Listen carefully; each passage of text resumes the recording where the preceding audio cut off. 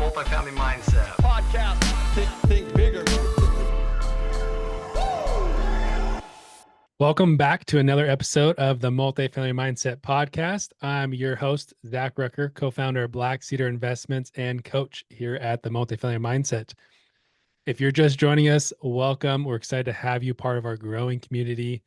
Here at the Multifamily Mindset podcast, we have episodes 3 times a week now. We got our Tuesday interviews with students and others that have been in our mentorship program to talk about their stories. On Thursdays, Dallas Pruitt, our mindset mentor, unpacks the mindset principles from these stories. And then now on Fridays, there's a MF Minute, a multifamily minute. That's a quick drip of multifamily knowledge or tip that you can use in your business. So with that being said, hopefully you can take value from these episodes. And today is an interview that we have with one of our mentorship students, alumni, and my friend, Andrew Suarez. Andrew, thanks you so much for joining us. I'm so excited for what we're going to unpack today for the students. Yes, sir. I've been looking forward to this. Been circled on my calendar for a little while now. And yeah, I'm just super humbled and truly blessed to be on here. So appreciate that, brother. Thank you. Yeah. So let's dive in for our listeners. Who is Andrew Suarez? Yeah. So hello to everybody out there watching this today. Thank you for tuning in. My name is Andrew Suarez. I'm born and raised in Southern California. It's all I've known. So shout out to all my SoCal peeps out here near Disneyland. So if you've been to Disneyland one time in your life, you're like, oh, you drove by, say hi to Andrew on the way through the freeway. But yeah, this is all. I've been here all my life. Went to school out here, grew up here, went to college out here. Got a lot of all my experience in property management, multifamily. I know we're going to probably dive into that a little bit later, but I've been a student with MFM for a couple of years now, gained so much, not just knowledge wise, but just being like, just as an entrepreneur, learning so much. Shout out to my coach Amanda Dearborn. She, I think she started as a coach, but now I can truly call her a friend, which I appreciate. So That's yeah, awesome. just been enjoying this journey. Awesome. Yeah, a couple years. That's crazy. It's already been a couple years. Yes, I know. Yeah. It's like flown by so fast, but it's like, you know, and I know we might talk about this later, but it's so important just to stick with it, guys. Like we're going to get into that a little bit deeper, a little bit later, but it's one of those things where this is like majority of the people aren't going to do this. I mean, I'm just going to say it straight up. People will try it. It may not work out for them, and that's okay. You know, there's nothing wrong with that. I do want to dive into this topic actually a little bit later, but you're going to try something. It may not work out. That's fine. As long as you can say you gave it your all, then you gave it your all. But got to keep trying. You got to keep pushing. And if you know you're going to do this, like I made a commitment. Kobe Bryant says, I made that practice schedule. I signed that contract. I signed that contract not only for me, but for my family, my daughters, my 5 daughters, my wife, my in-laws. So I can't go back. I'm pulling a Kobe here. I can't go back. I've already signed that contract, so I'm sticking with it. I love that. So with that, because I do want to dive into part of that. What's been your journey for these past 2 years? Kind of where are you at, and what are you doing today that you've been able to do the past couple of years? Yeah.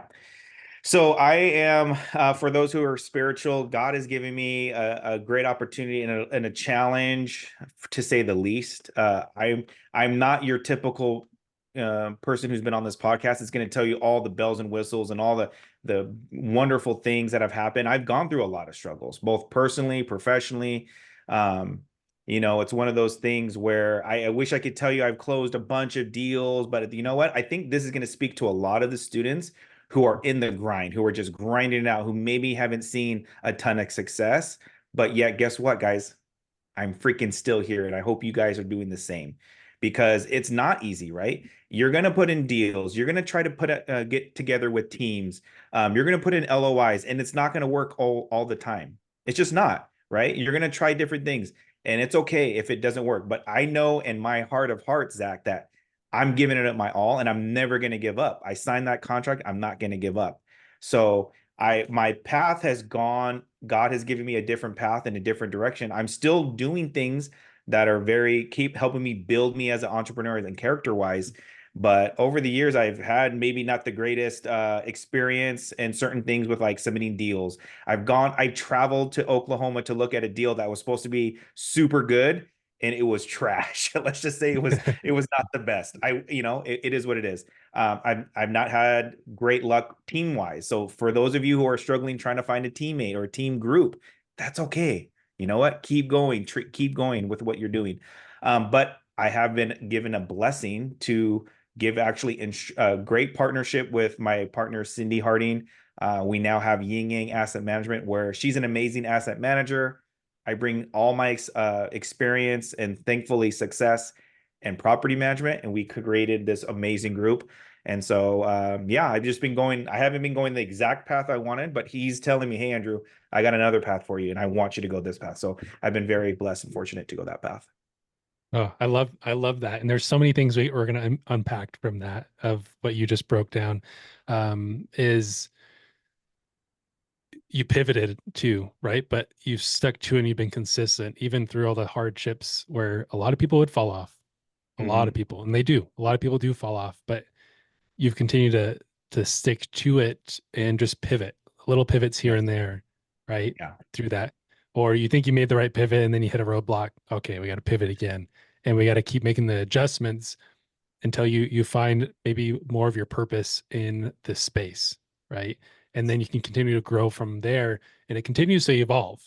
It's not just a one-stop shop. This is what you're going to be doing within multifamily, and that's what I love about multifamily is there's so many facets of it that you can change and evolve into these different avenues within it. So let's kind of backtrack a little bit. There's a couple of things I want to talk about. I want to talk about your involvement in the community within MFM. And then I also want to talk about your experience before MFM or what you do on a day-to-day with your just experience with a Yeah. multifamily. Yeah, let's dive in. So I'm going to go back to the beginning. For those who don't know me, this is the first time we're hearing about me. So I actually started in multifamily, which a lot of the times when I talk to other students, they start in single family, whether that's flips or whatever it is. Mom and dad had a rental and they were working on it. That's great. Everyone has their different experience, but I'm actually on the opposite side. So I would dove both feet head into multifamily. So in Southern California, I worked for a large multifamily business where I started at the entry level in property management, worked my way up to a senior leadership, I guess you could say, role in multi-property management. And then I left that company, went to Zillow. I worked for Zillow for a little bit, got to experience working there. That was pretty cool. People in flip-flops sometimes, free food, free drinks. That was a cool experience. I will say that. So that was really cool. But then I got drugged back in to property management for another company. And Toll Brothers, who builds homes, they bought another division for property management. So I worked for that other division for property management for apartment, senior living, and I've done everything. I've done Section 8, I've done low income, I've done, market rate, like a lot of different stuff. So I've been very fortunate. And we have student housing too, but so I got a good experience there. And then a lot of you are watching. You probably saw something on social media. Saw this bald-headed guy talking about multifamily investing. So I got involved in that. That's how I came connected with MFM. And this is just it. It comes out of me. Like I love talking about property management. I love talking about asset management.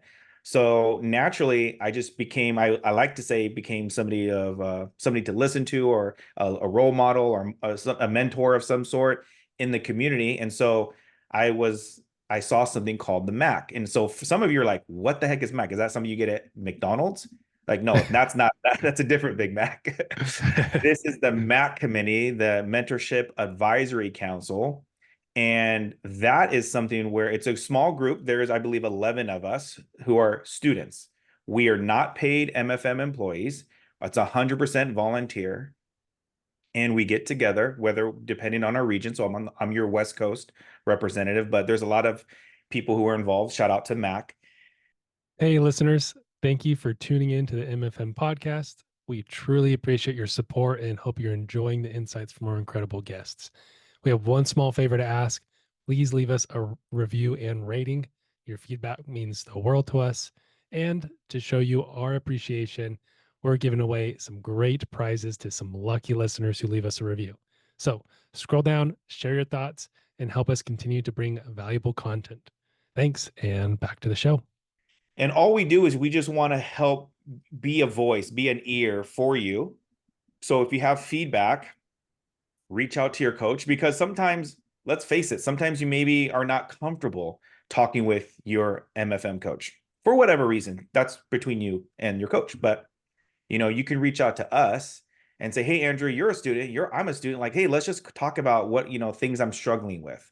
And I think it's a great avenue to open up the communication channels, because at the end of the day, guys, we're all students here.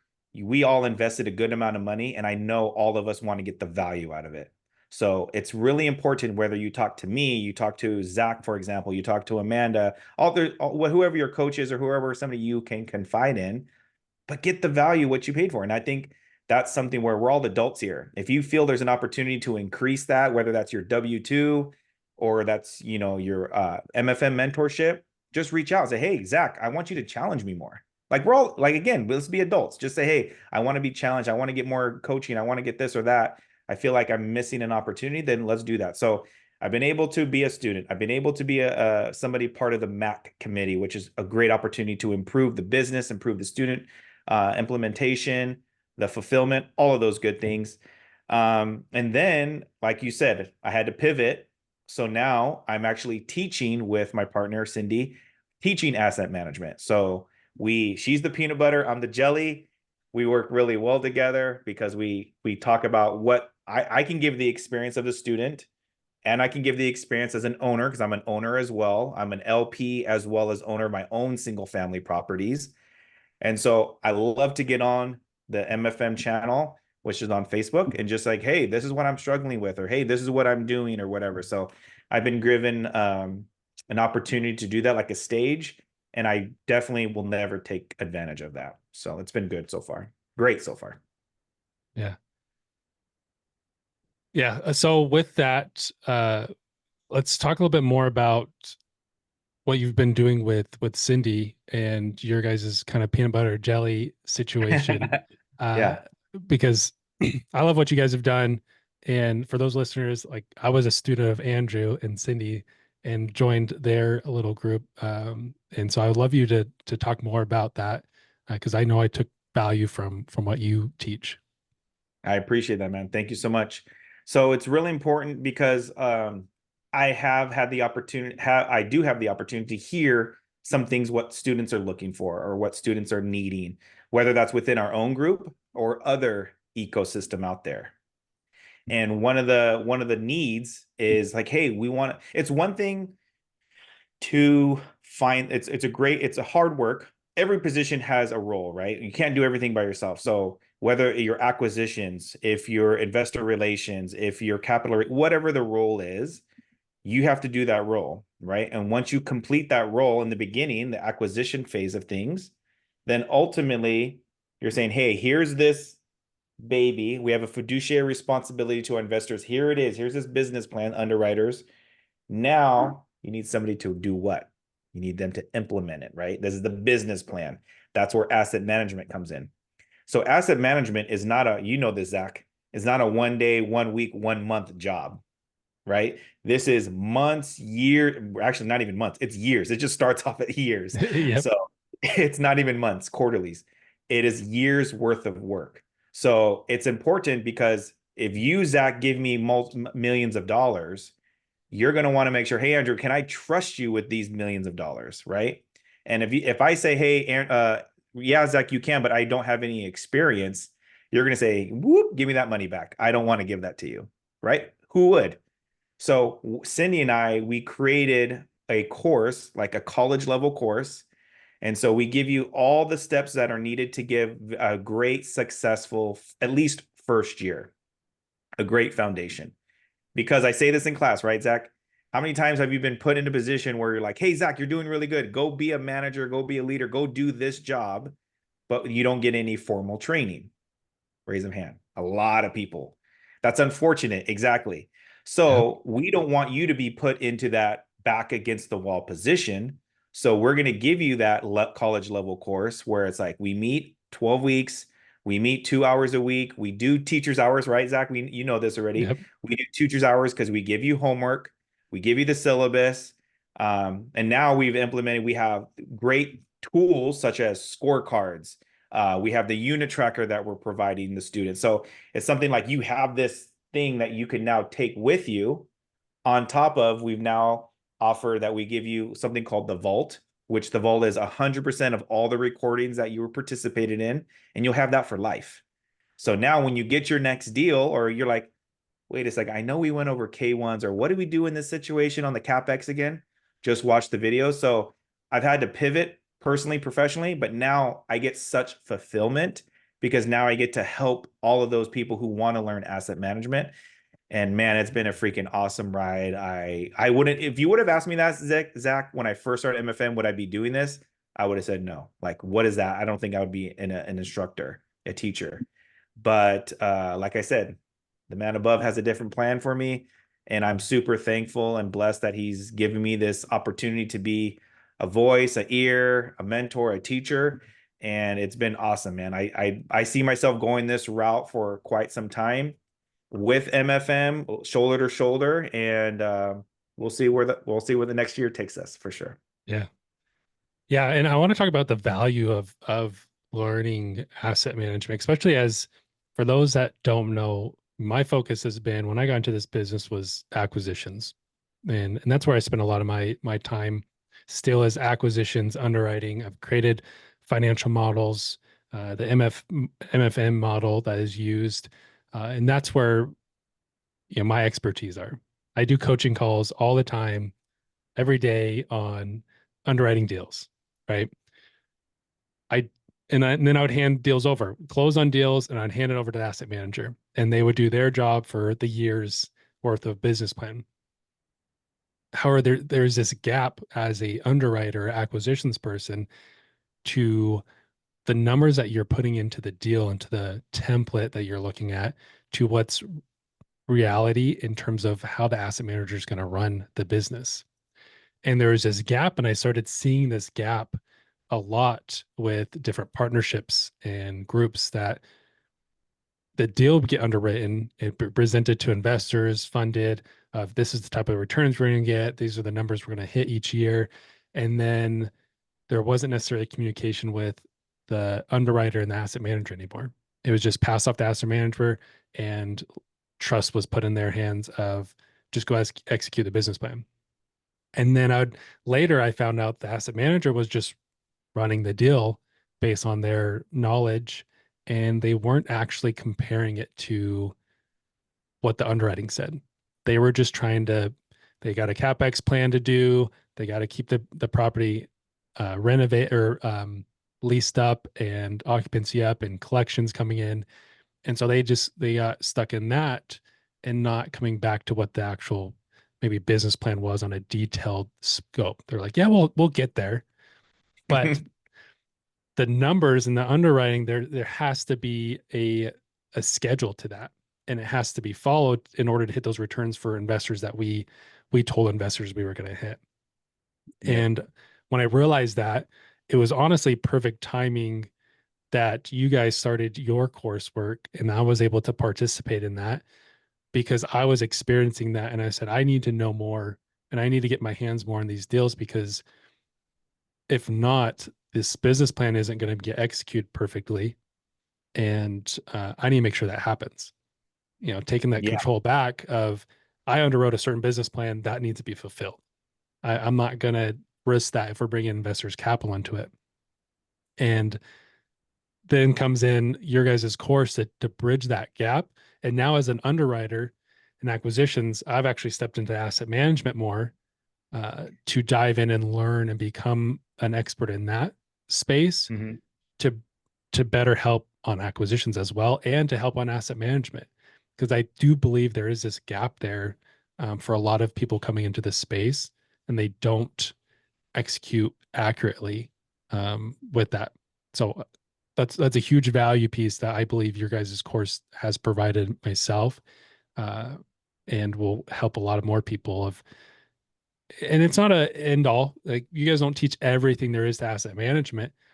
You give big success. There's a lot, there's success for the first year. And I believe that's definitely helped a lot, because if you set your first year up correctly, then that's going to set you up for better success down the road.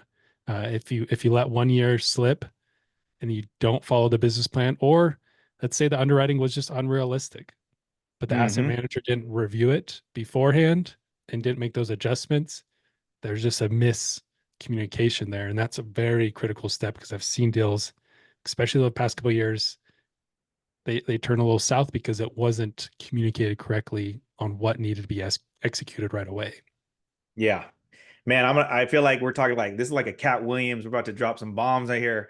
It's gonna break the internet, but you're 100% right. It's like I say this with a very much respect to underwriters.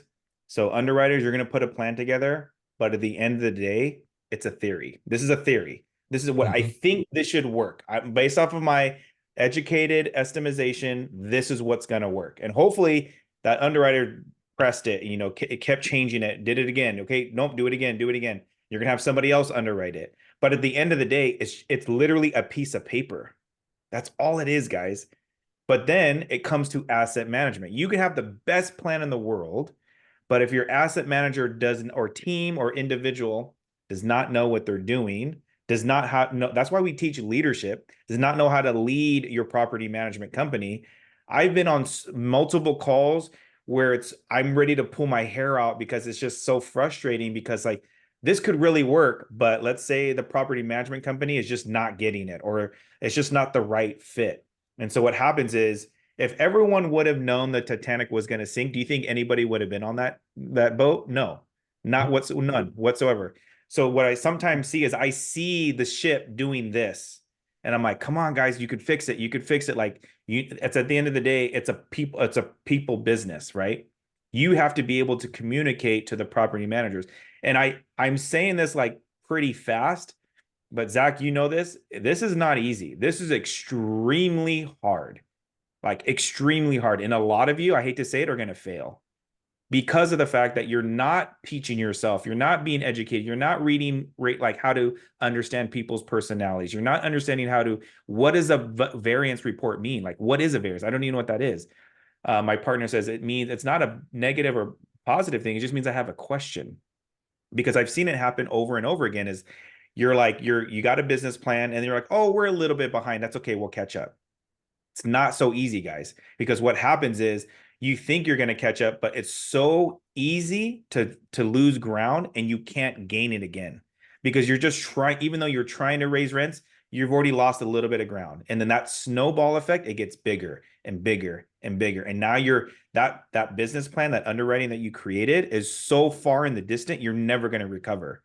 So you always, even if you have a business plan, I want you guys just to go after it and like try to surpass it. Like if you think your occupancy is set at 95 or 6%, go for 96, 97%. Because no one's, like you don't want to be too high, obviously, because I already know some of the internet, Twitter people are going to be like, well, Andrew, that means your rents are too low. I get it. Okay. But what I'm trying to say is keep pushing the needle.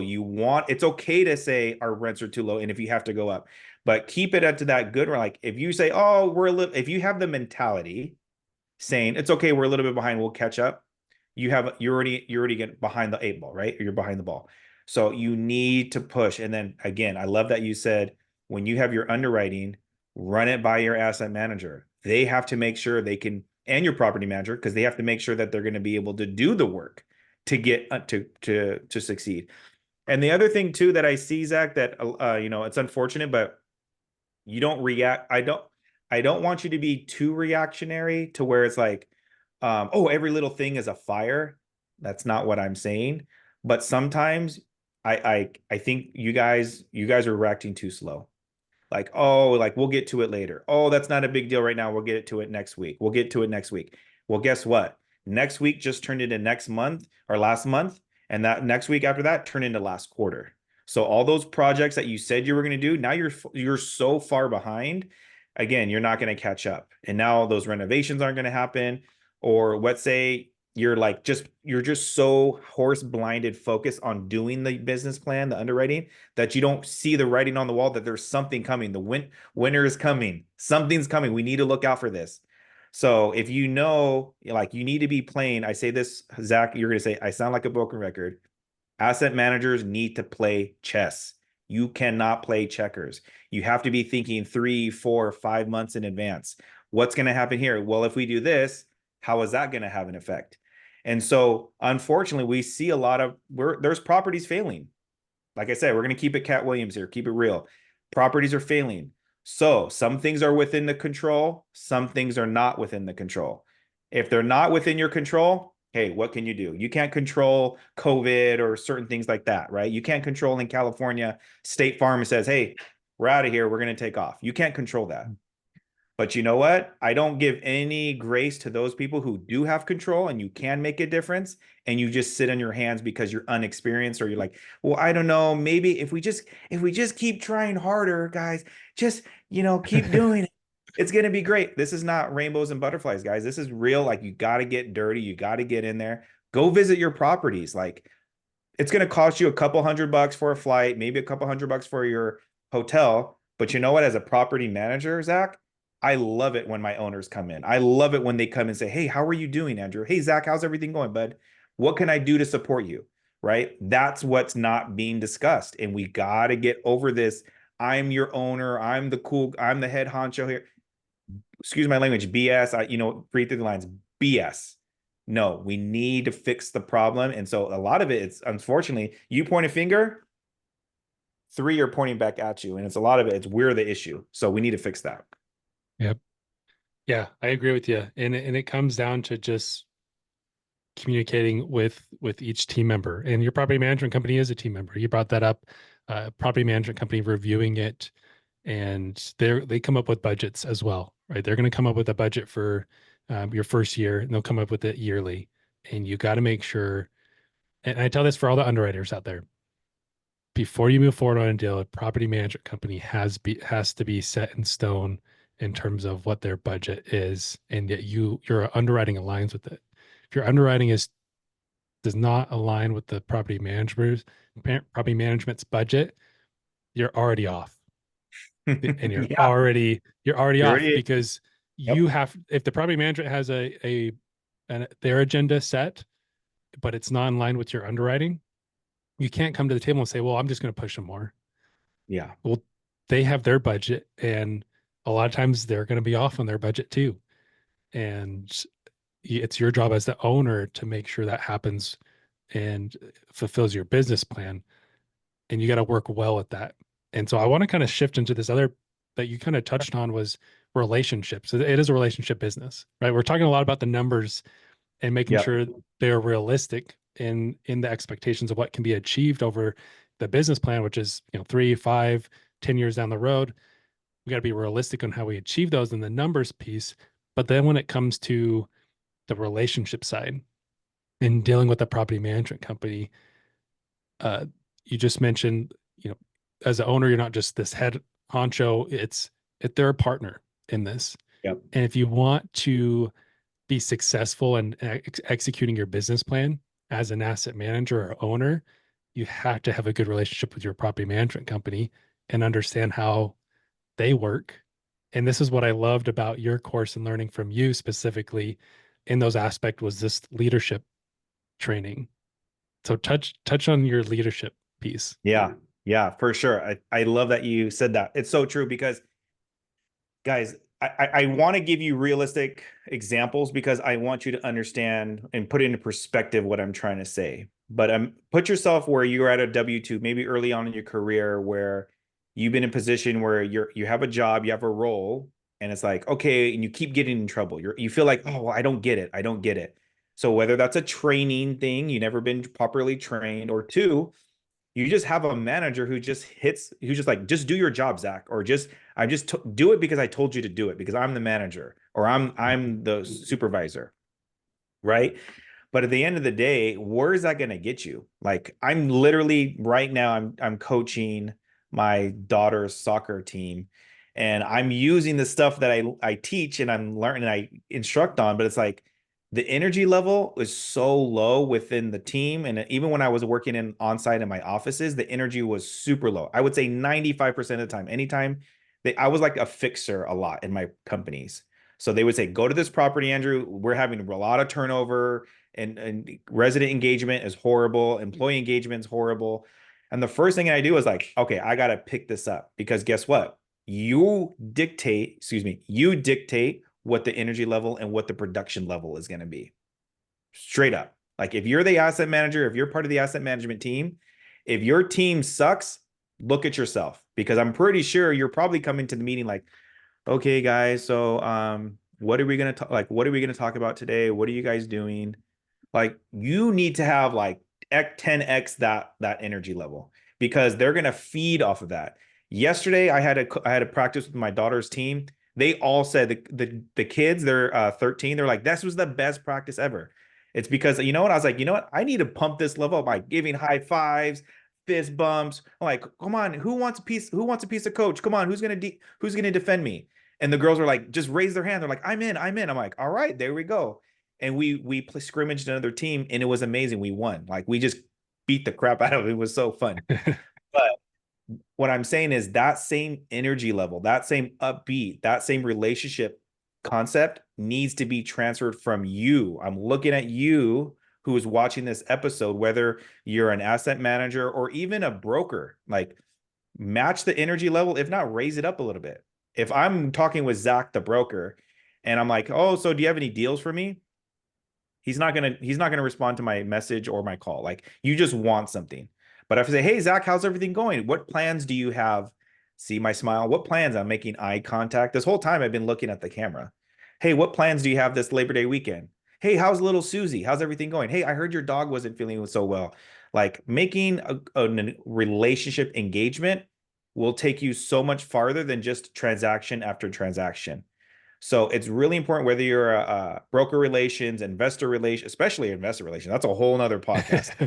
So Yep. I'll leave that up. I'll leave that to Mr. I think it's Edmund Chen. I'll leave that up to him. I know he's an amazing speaker on that. I saw him at Peak. Uh, Shout out to him. Please come back next Peak because you were amazing. But yeah, investor relation, another thing. But the relationship leadership part is imperative. Your deal will fail. I'm just telling you right now, your deal will fail, especially in today's economy and today's issues that we're having, whether that's insurance issues or interest rate, whatever that may, politics, your deal will fail. Do you guys want your deal to fail or do you want it to succeed? If you want it to succeed, you have to take some self-reflection, say, what am I doing to make sure my team is in the best possible position, whether that's your asset management team, or what am I doing to make sure that I'm giving the most I can to my investors? Because I've been on deals, and sometimes, what about you, Zach? Is it frustrating where you invest in a deal and you get no communication about that deal? Yeah. Super frustrating, right? Like, Super wait, frustrating. I gave you money. You told me this beautiful, the deck, right? The pitch deck. This is the plan. This is the vision. This is the dream. We're going to make you money. You took our money, but then what? Nothing. This needs to be changed. This needs to be improved on. We all owe it to ourselves and to our investors to do better. So I'm dropping bombs here. I'm bringing out truth because at the end of the day, I just want to keep it real with all of you guys. Hopefully you guys are okay with that. But I think that's super important for what are you doing or me? What am I doing to make sure I'm the best version of myself for fill in the blank? I'll say it one more time. What am I doing? What am I doing to be the best version of myself for fill in the blank? That could be my wife. That could be my kids. That could be for my teammates, my partners, my sponsor. So I hope that little gem, you'll take away at least something, and that'll be that one something at least. Yeah, I love how you touched on the last piece is look at that and reflect. Even if you're running through roadblocks right now, you haven't done a deal and you're struggling to find a deal, you ask that question. What are you doing to be the person you need to be to achieve what you want to achieve? Yep. Right? We It's have so this true. goal. We have this end goal that we want to achieve. Who is the person that you need to become to be that person that achieves that goal? Yeah, Right? man. I David know I've Goggins got me on that. Whew, I was like, when I heard David Goggins, I was like, yeah, there's going to be days I'm in the trenches and no one's going to be in this trench with me. So I Mm. took a little bit of David, I took a little bit of Brendan Bouchard because I went to his a course that he taught. And it's like he in his journal, for all of you guys who do his journal, it's one of those questions is that who needs the best out of me? That's one question he asks. Who needs the best out of me today? And that can be, again, now we're going into like, is that personal, professional, spiritual, whatever that is. But then if you're talking about your deals, like, yeah, who do I need to be the best version of myself for? And then you're like, when you're not feeling so good that day and you're like in the dumps and you're like, you got your 50th LOI rejected, or you came in second again on the closing on the last final and you lost it again. Just remember, guys, go back to the beginning of this podcast. Did you sign that contract with yourself? If you did, that's what I would say. Don't give up. Mm-hmm. Yeah. It's a commitment. It's a commitment to yourself at the end of the day. No one else is responsible for your success except for you. Yeah. I mean, I literally have a poster up on my wall. You can't see it right now, but it's a picture. It's like something I typed up, not a poster, excuse me. But it's like, I know it sounds like hoorah, rah, but it's like, what is your why? My version of my why I need to be the best version of myself is because it's not even for me. I'm doing this for my kids and I'm doing this for my family. I'm doing this for my in-laws. I'm doing this for my mother, my sisters, because I know I am the one. Like that's a whole like I'm making a difference. I see the changes that I'm having on my family. So it's not even me right now who's depending on me. It's the future version of me who's depending on me right now. So the actions that I take today are 100% going to impact me in the future. So it's like, come on. He's like, what would my 60-year-old self tell my 40-something-year-old self to do right now? I think about that. And I want you guys to think about that too. Like, dang, Zach, what would your 60-year-old self tell you now to say, hey, Zach, look at me now. If you do this, like do this differently or keep doing this, whatever that is for you guys. So now I'm like, God, man, I need to work out more. Because when I'm 60, my body's not going to feel the same as I do 40 something. So now I'm running on that dang field with my kids, and all these freaking 14-year-old soccer, and I'm like, slow down, slow down. They're sprinting around me, but hey, I'm out there. So that's what matters. Yeah. Awesome. Well, this has been so good. I want to jump to our think bigger questions. So we have three Okay. questions here. First question is, how do you choose to think bigger? Oh, that's a good one. I have like a mantra. Well, I kind of already spilled the beans a little bit of it. How do I think bigger? But it's like I think of what my future version of myself wants to be and who I want to be. And so I need to think bigger because right now, if I continue the course that I'm at, I'm not going to be at what I want to be, right? The Andrew that I envision is much bigger. So I can't keep doing the same thing, right? Definition of insanity. The second thing is imagine if all of us lived in a world where self-doubt never existed. It just didn't. It never. God said, hey, you know what? No one has that. Self-doubt doesn't exist. How much different would all of our lives be if self-doubt never existed? Because a lot of the times the battle that's going on is been between our ears, right? It's like, oh, I can't do this, or what are they going to think about me if I try this or whatever. So the way I think bigger is when I'm scared, guys, and I'm like nervous and I don't know if I can do this, I'm like, self-doubt doesn't exist. Self-doubt doesn't exist. And I just keep telling myself self-doubt doesn't exist. And so all of a sudden I start thinking bigger. And I'm like, well, you know what? Maybe I said I could do 2 deals this week. I'm going to do a stretch goal. I'm going to go for 5 deals. So if you shoot for the stars and you hit the moon, that's what my old Zillow manager used to tell me. If you shoot for the stars and you hit the moon, you're not going to complain. I'm like, no, that's true. I'm not. So that's how I personally think bigger. I love that. Second question, how do you define success? Whew, that one I'm struggling with. Truthfully, man, I mean, I'm human. I'm just like you guys. I'm human. I don't have all the answers. How do I define success is, I think for me right now, and this could be different in a couple of years, but like getting up and doing the things that I said I committed to and I'm going to do.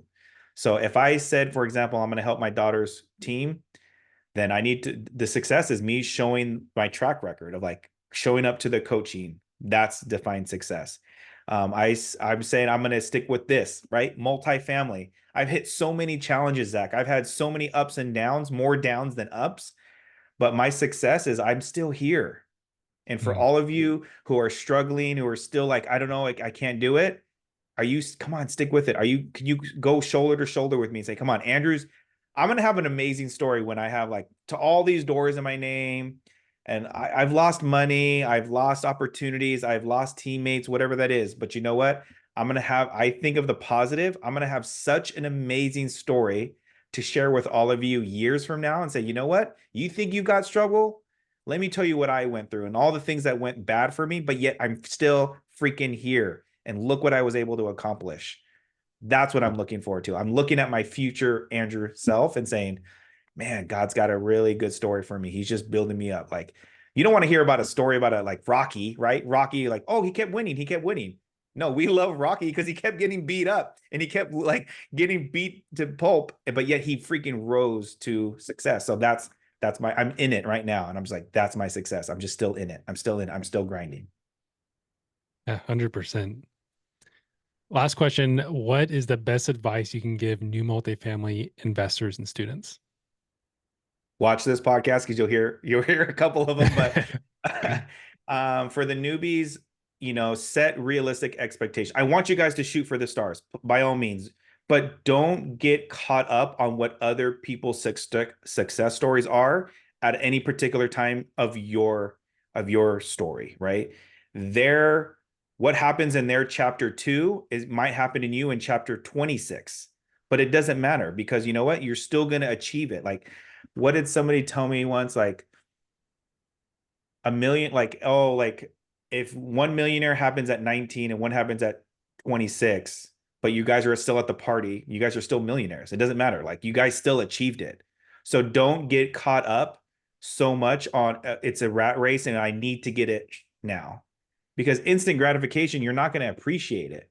Like, you ask me, Zach, in a couple of years after multiple deals have closed and things have changed, whatever story may be, you better dang well know I'm going to really appreciate it and value it and not let that go. But why do you think so many lotto winners are broke after like a few months? You get instant gratification and then you just let it go. It dumps. But so that's what I would say to the newbies. Stick with it, sign that Kobe contract, and don't give up. Just put your head down, be a little obsessed with it, be like, this is it. I'm going to commit to it. Don't worry about somebody else's chapter 3 compared to your chapter 26. And if you need assistance, if you need help, I challenge everybody before you kick me out of here, Zach. I challenge all of you to call somebody and just say hello and check in with somebody that you met at Peak or at another meetup or at on whatever you've done, and just have a genuine conversation with zero expectation for something for yourself. Just call, hey, Zach, how are you? Great, great. What's going on? And then don't ask him for anything. Don't ask for your coach for anything, or don't ask for your peer for anything. Just say, how are you doing? And I know several of you who are watching this, hopefully, I want you to put a comment down and say, Andrew, you called me and you did exactly what you preached. Because I have called several of you and say, hey, I have zero, like, I'm not asking for anything. I just want to ask, how are you?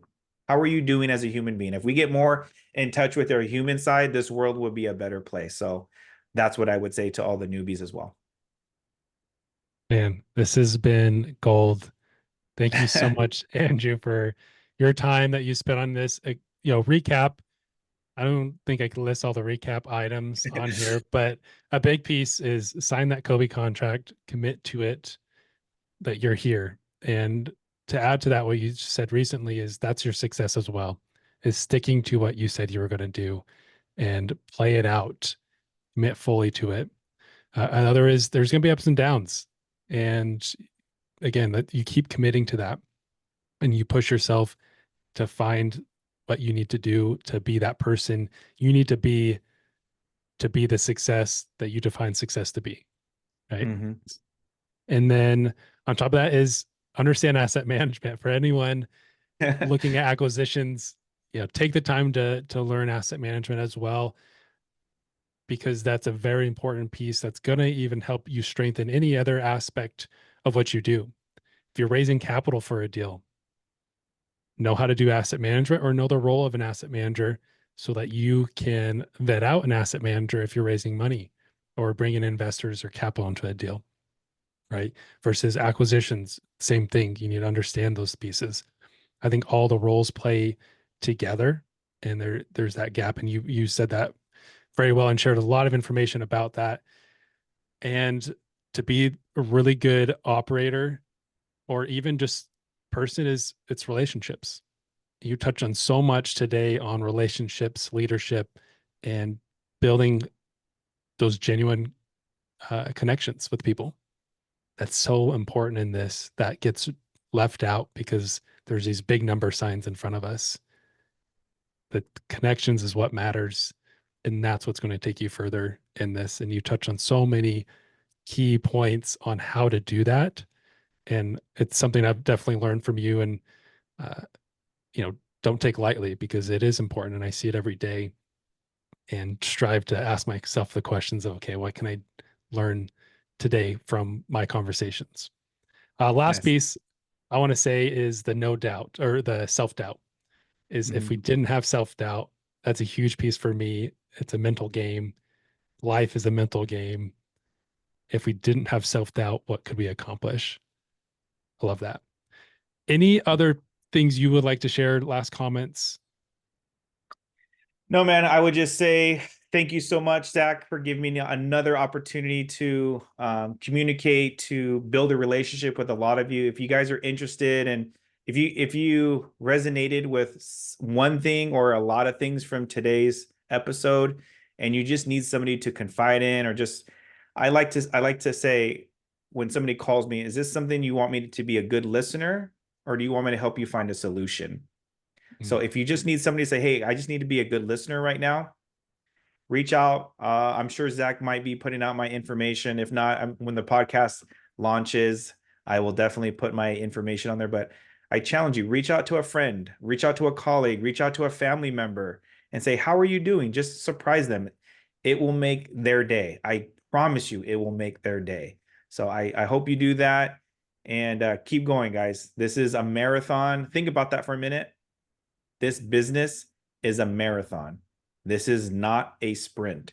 So if you don't know what that means, go run a couple of miles if you've never ran a couple of miles lately, and you'll be like, oh, so this is what he means. Like it's a marathon. It's not a sprint. So don't get frustrated. Keep going. And I hope this little episode helps you. Yep. Love it. We will include your contact information in the show notes for everyone that wants to get in touch with Andrew. And if you learned something today, share this, like it, give us a review, and let us know. Give us feedback as well. We'd love feedback. And I think also we do a little giveaway for those that leave us a rating and review. So please do that and share this. With that being said, thanks for joining us today, and we will see you guys on the next episode. Multifamily mindset. Podcast. Think